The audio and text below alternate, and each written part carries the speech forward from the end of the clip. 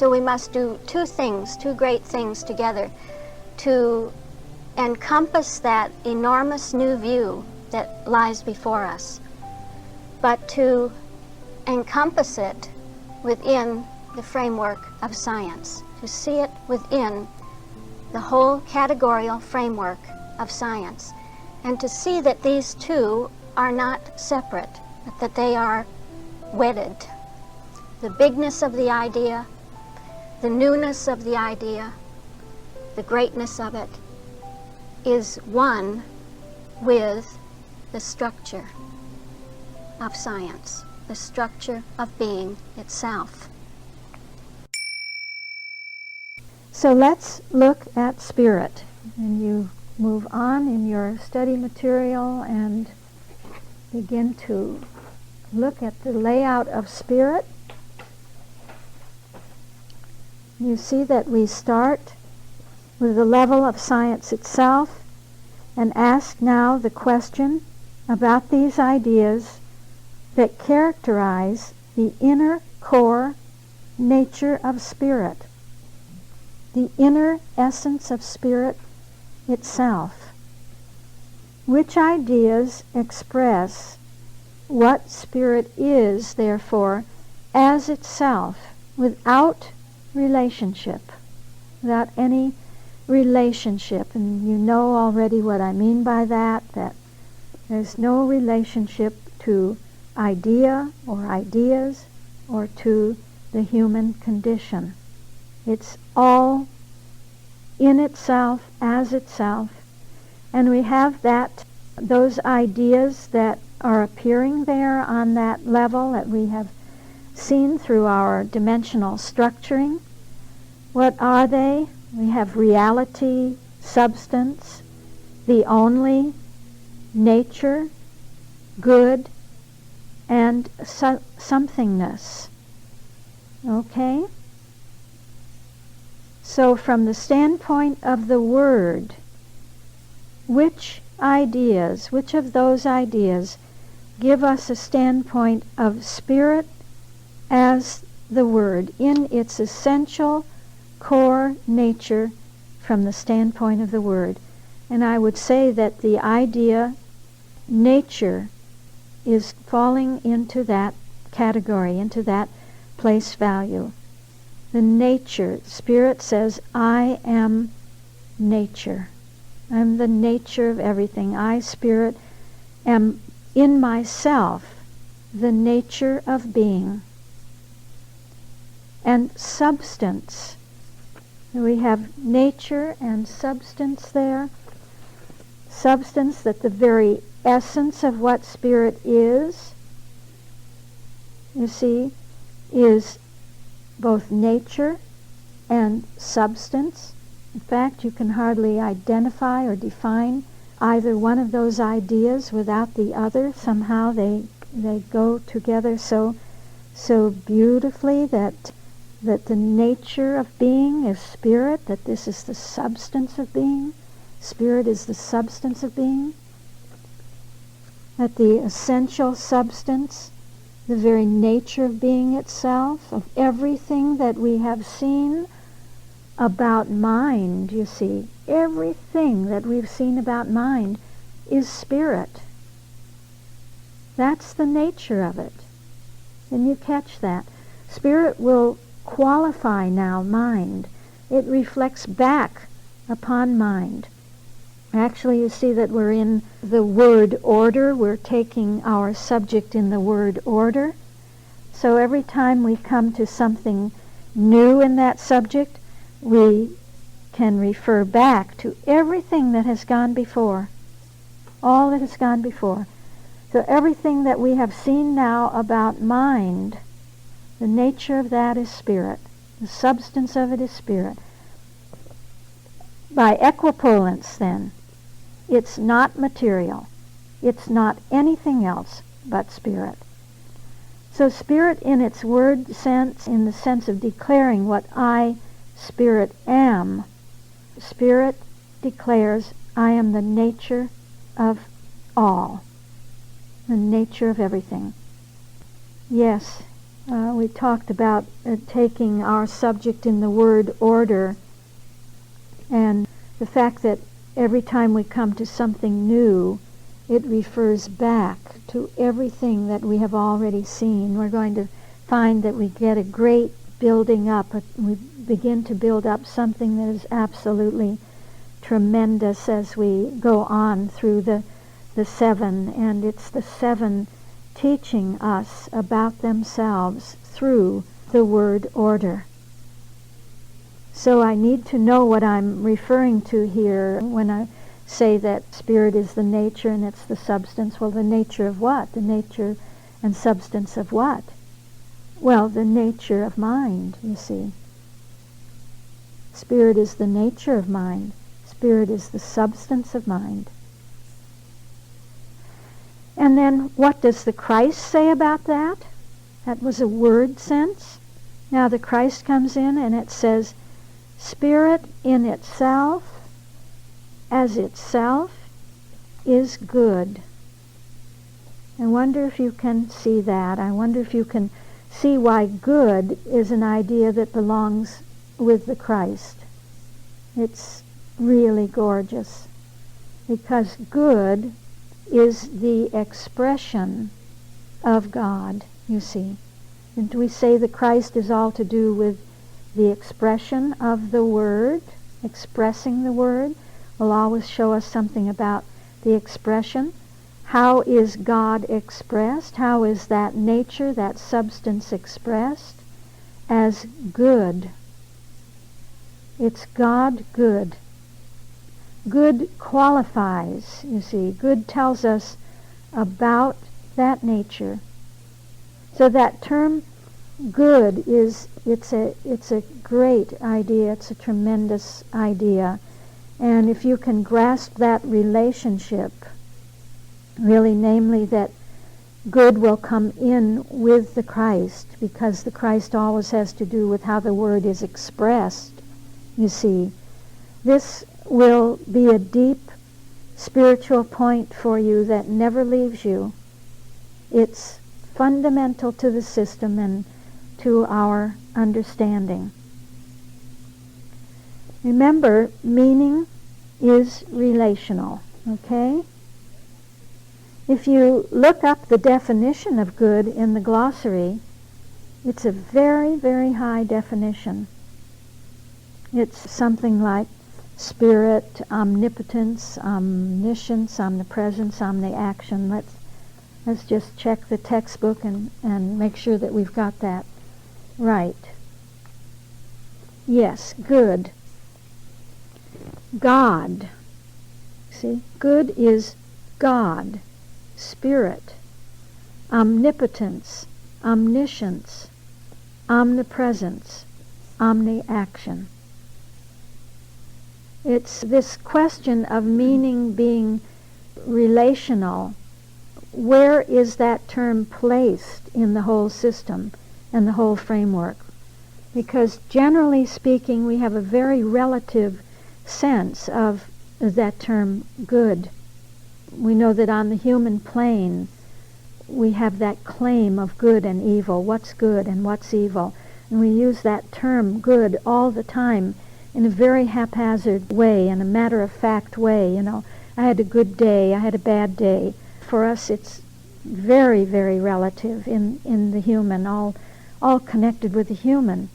And so there's something quite different to be seen here with the way the textbook uses the term good and defines it. Namely, that good is the very self-expression of God, that it is spirit, and that's tied, really, system intrinsically tied to the office of the Christ. You see that. It's the office of the Christ to express the Word. And that's the sense according to which Jesus used it. You see, he said, "Why callest thou me good? There is but one good, and that's the Father." It's only that question, at what level or what point of intersection in the system are you taking that term? and its relationship to the categories will determine what it means. It's a good illustration. And we can also see, you see, that when good is translated to the level of Christian Science, namely to the A, you see how it comes to the human, how it breaks in on the human. It comes to us as good. Or in the C, what does it raise up in us? It makes us good. It makes us want to be good, to do good. So just always have as a background that theme, that meaning is relational. Okay. And then if we have the Christianity tone coming in, what do we have? Those ideas of spirit that express spirit in what it is itself. You see, that's the big theme, the big pedal note. What is spirit as itself? And here now, in the innateness of spirit from the standpoint of Christianity, spirit is reality. It's gorgeous, just gorgeous. It's the somethingness of being. Can you hear it? Yeah. Because whenever you have reality, you have a realm. This is Christianity. Reality is the realm of spirit. It's the outcome of the divine nature being expressed as good infinitely.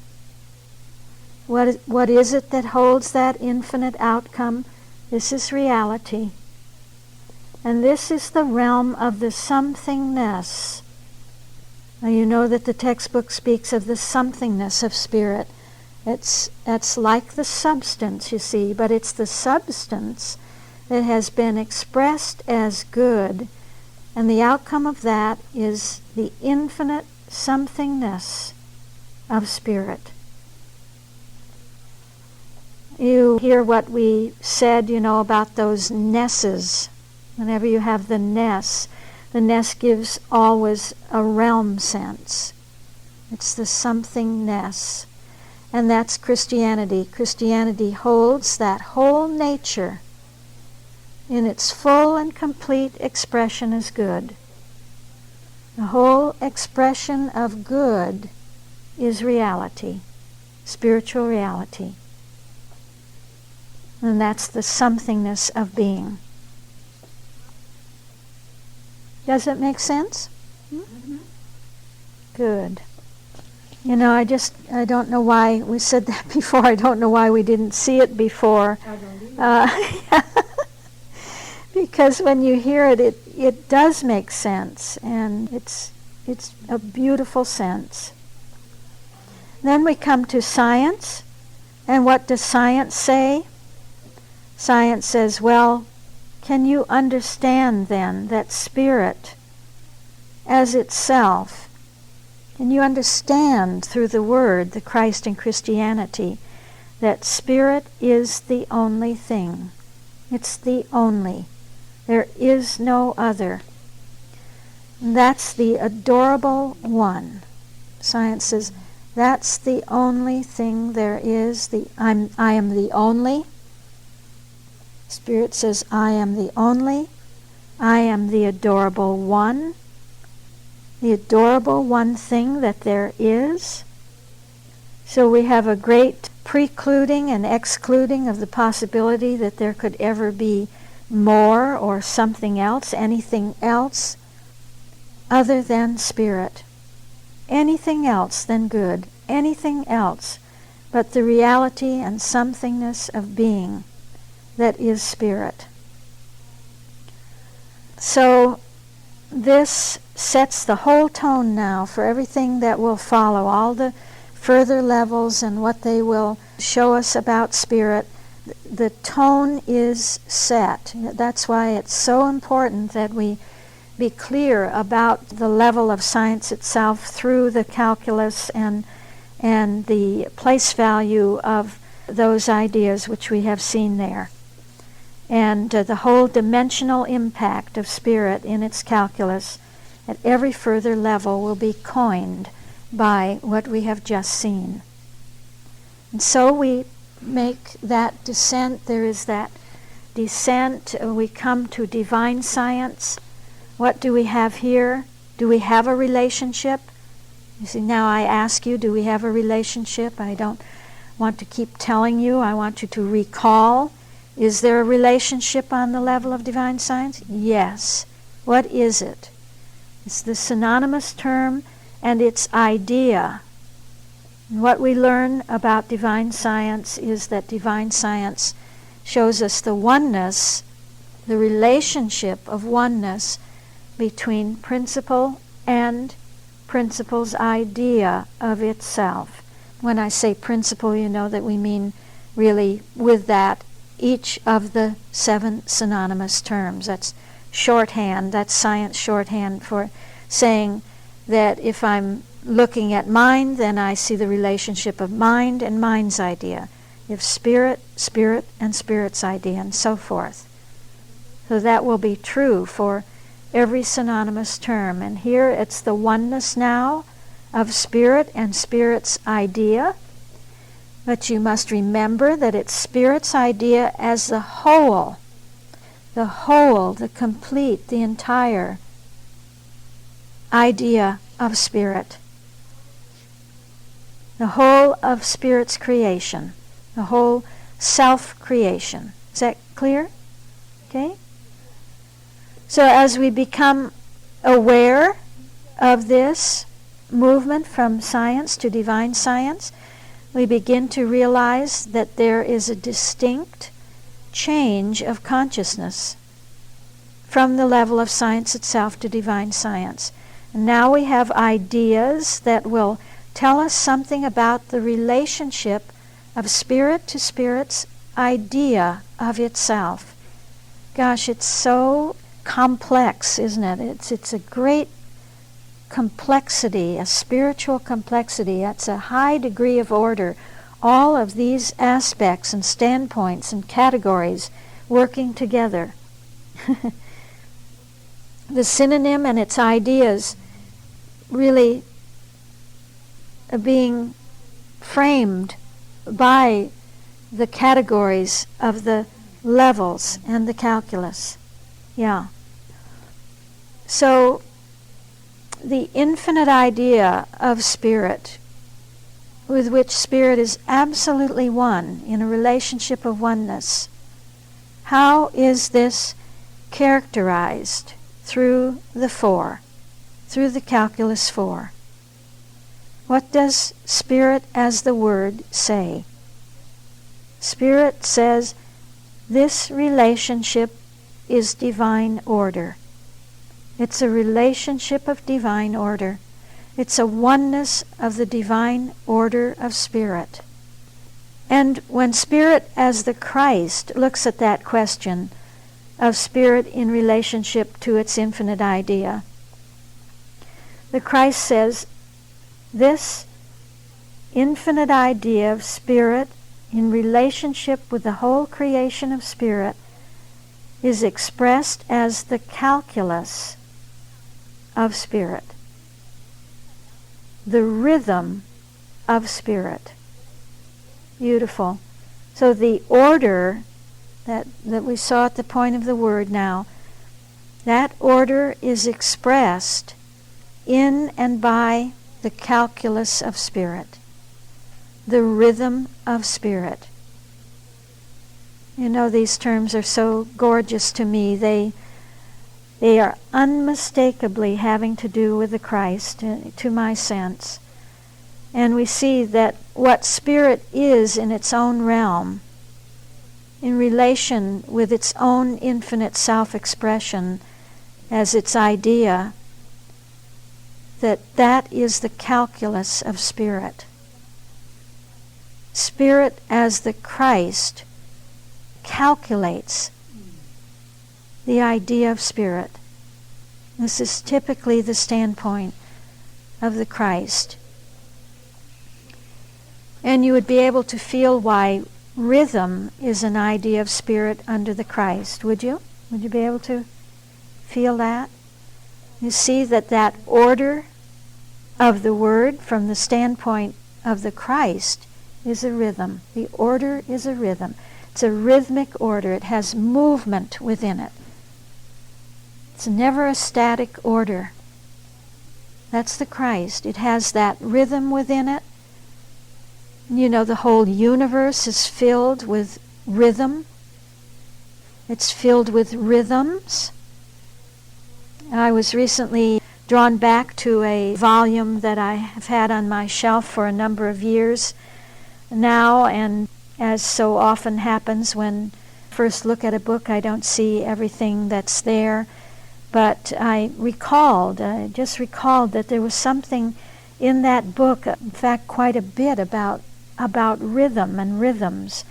And so I pulled it off the shelf and wanted to have a look at it, because I was just asking that question, just asking God about that question of rhythm. You know, I was only asking. I just happened to mention it.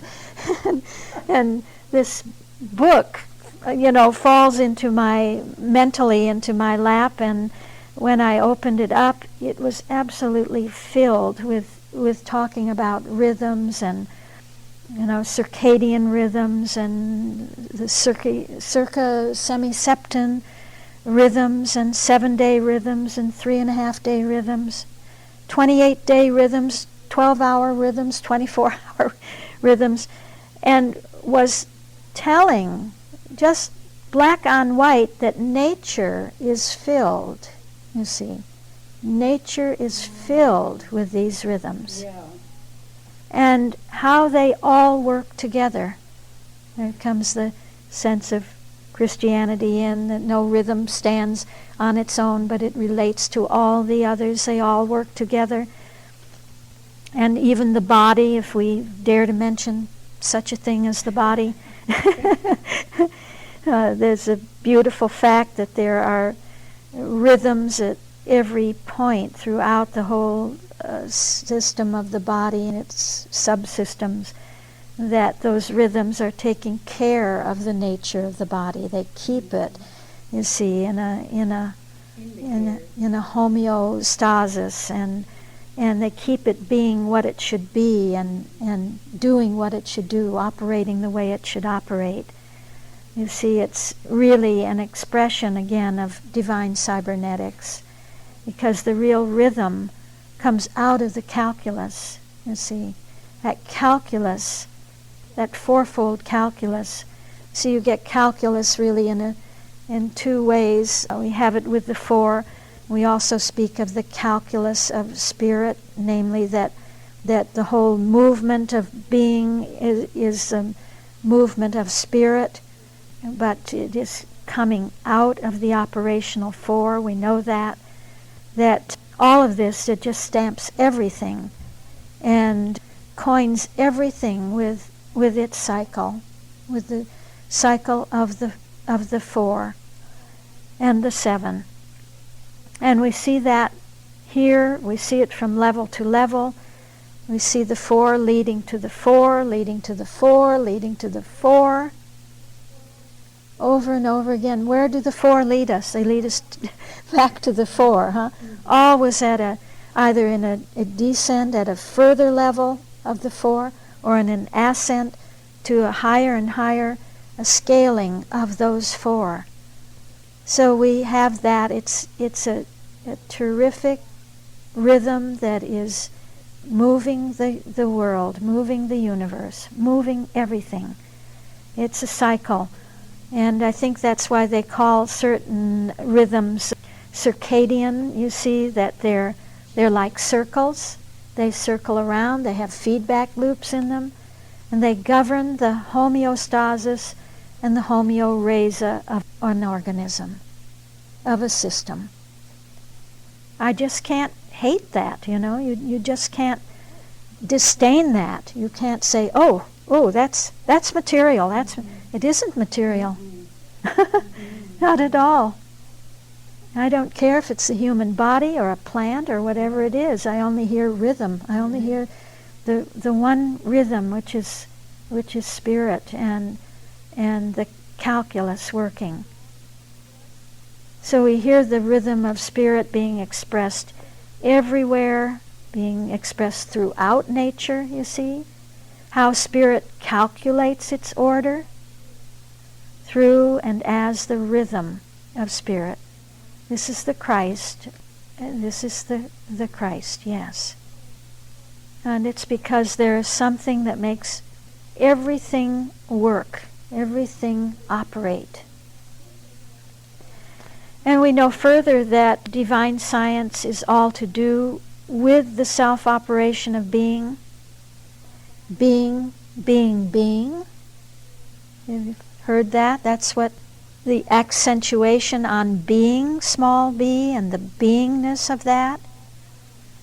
And that operation is always out of itself and through itself, as itself and for itself. So that the input is always itself. We touch really that law of divine science. It's everything coming out from within itself and then operating, being processed, perhaps you want to say, processing itself through itself. And what is the outcome or the output then? It's itself. It's an outcome that appears as itself. And science always gives the explanation. Why? Why? For itself. It's its own internal explanation. It's for its own self-understanding. That's the feedback. That's the feedback. Being operates for itself. So that's the calculus, and because of that fact, we see everything else that we see at the further levels. It makes you love everything, this system. And these categories make you love everything. Absolutely everything. So that helps, I think, to get the tonality of those ideas of calculus and rhythm. Spirit says everything is spirit. It's not a material calculus. So we come then to the outcome. We took a little diversion, a little side trip there to talk about the law of divine science, just to brush up our tonality of that law and the whole tonality of the level itself. So now then we come to the outcome, to that output. The outcome of spirit at the point of Christianity in divine science is what? It's now we can go back, we can build that up, and we can see that one nature in the Word, which is in the Christ a spiritual calculus, operating and working, expressing that nature. What is the outcome of that? What's brought forth? What is brought forth, what comes out is the infinite reflection of spirit, the likeness of spirit. So when you have one nature expressing itself everywhere, in all, you see, through its spiritual calculus, the outcome is that there is an infinite reflection of that one spirit. What comes out is the likeness of spirit. Can you hear that that's the result of the Word and the Christ? When you get a likeness at the point of output, you know that the input and the output are coincident. The output and the input are coincident. You hear that. You get the likeness.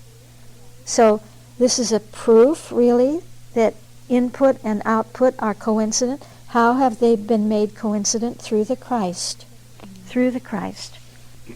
So that coincidence from Spirit's standpoint is the likeness of Spirit, and it is here contained and held by Spirit as Christianity. And then Spirit, as science says, what does that look like through the eyes of science? And we have that second term, really, that explains what's going on in the world. what is happening, how spirit is operating in the world and in the universe to express itself as an ordering principle. If you recall back in mind, we took that from the standpoint of mind and saw that the world begins to become conscious of an information principle, that something's informing the universe. Now, from the standpoint of spirit, it's just a reminder that even in the universe at large, in our world, there is a growing consciousness, awareness that something is ordering everything, that there is, in fact, an ordering principle. And the world does begin to recognize that. It recognizes it in nature, you see, in the nature of everything, that something is ordering everything. And it's spirit, it isn't matter. There actually is no matter. Everything is spirit. All is spirit. Once in a while we catch a glimpse of that all is spirit. Yeah. And we live by that glimpse because we have much more time when we don't see that, where we aren't consciously aware of it. But during those times we fall back on those absolutely exquisite moments when we have been touched by the fact that all is spirit. So what does science say? Well, it looks back again on the Word, the Christ and Christianity, and again sees a calculus, but not as the Christ, not as spirit as the Christ would see it, namely as something operating and working and calculating, but as the whole creation being the calculus of spirit. Can you hear that difference? So you see that we have in the Christ calculus, and again in science, calculus of spirit. So in the Christ it is that spirit is a calculus that is working and is calculating, but in science it is the great fact that the whole of creation, the whole fact of spirit and spirit's idea being one, is the calculus of spirit. The spiritual calculation, the scientific calculation of spirit. I don't expect that all of this comes across the first time you hear it or the second time you hear it, and I just ask you to take these things and weigh them and love them, and again, not to be critical in the derogatory sense of being critical, but to be critical in the way of a scientist, that you critique through your growing understanding of science these findings. And then we don't mind if something has to be changed or polished or removed or added. It's all by way of being the scientific method. So this is the realm. Why do I use realm? Isn't realm a Christianity tone? But divine science is all to do with the realm, you see. So this is the realm. At the point of science, that realm is where quality and quantity are one. Quantity and quality are one. And that one is spirit itself. It's the realm of divine science, and this realm is the realm of understanding. How spirit understands itself through its own idea, as its own idea.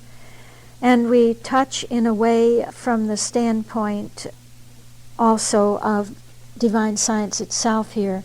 You know, it is where that divine self-understanding comes in. That's an interesting point, because the actual point of intersection here in divine science has the value of divine self-understanding. Remember the Holy Ghost?